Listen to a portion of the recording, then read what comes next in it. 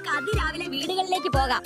കടി കൊള്ളാൻ ആളുകൾ കാത്തു നിൽക്കുന്നുണ്ടോ നോക്കാം. മുട്ടയിടാൻ വെള്ളം കെട്ടി നിൽക്കാൻ ഇടയുള്ള ഉറവിടങ്ങൾ തേടാം. കടി കൊള്ളാൻ ആരും കാത്തു നിൽക്കില്ല. ഡെങ്കിപ്പനിയും ചിക്കൻ ഗുനിയും ഒക്കെ വരുമെന്നറിയാം. വേനൽക്കാലം അല്ലേ, എല്ലായിടവും കരിക്കും തൊണ്ടുകൾ കാണും മുട്ടയിടാൻ. ഇല്ലെന്നേ, കരിക്കുന്നുണ്ടൊക്കെ കമത്തി വെച്ചേക്കുന്നു. നമുക്ക് വീടുകളുടെ വടക്കേപ്പുറം കൂടി നോക്കാം. വീടുകളുടെ വടക്കേപ്പുറം നോക്കിയിട്ടും ഒന്നും കിട്ടിയില്ല. എല്ലാം വെള്ളം കയറാത്ത വിധം മൂടിയിരിക്കുന്നു. നമുക്ക് ആമ്പലുള്ള സിമന്റ് തൊടികളിൽ പോയാലോ? ഇതിലൊക്കെ ഗപ്പി മീനിനെ വളർത്തുന്നുണ്ട്. നടക്കില്ല. ഇവിടെയും വെള്ളം കെട്ടി നിൽക്കുന്ന സ്ഥലമൊന്നും കാണുന്നില്ലല്ലോ. എല്ലാവരും നല്ല ജാഗ്രതയിലാണ്. ഇങ്ങനെ പോയാൽ മുട്ടയിടാൻ സ്ഥലമില്ല. പ്രിയ എഡിസേ, നമുക്കിനി തോട്ടങ്ങളിൽ ചെന്ന് രാപാർക്കാം. എന്തിന്? തോട്ടങ്ങളിലെ റബ്ബർ പാൽ ശേഖരിക്കുന്ന എല്ലാ ചിരട്ടകളും ഉപയോഗശേഷം കൃത്യമായി കമഴ്ത്തുന്നുണ്ട്. അവസാനത്തെ ആശ്രയമായി ആക്രി കടയിൽ പോയാൽ ആക്രി കടകളിൽ ഹെൽത്തി കേരള വിസിറ്റുമായി ബന്ധപ്പെട്ട് കൃത്യമായ പരിശോധനകളാണ് നടക്കുന്നത്.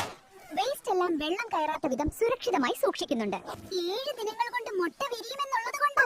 വെള്ളിയാഴ്ച സ്കൂളില്, ശനിയാഴ്ച സ്ഥാപനങ്ങളില്, ഞായറാഴ്ച വീടുകളില്, ആഴ്ചയിൽ ഒരിക്കൽ ഉറവിട നശീകരണം. കടുത്ത വേനലാണ്.